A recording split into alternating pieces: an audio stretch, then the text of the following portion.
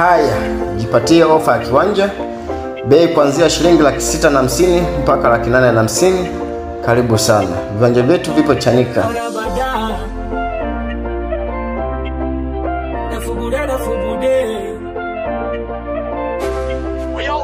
Nilisumbuka sana mwaka jana, kupata kazi pesa shida kubwa, na mwaka huu sitokwama, takonga wingo initoe mbuga. Nikipata nitakula na wanangu, wanaonikubali nitajengea mamangu. Nikipata nitajenga nyumba yangu, tatoa magoma kwa mashabiki zangu.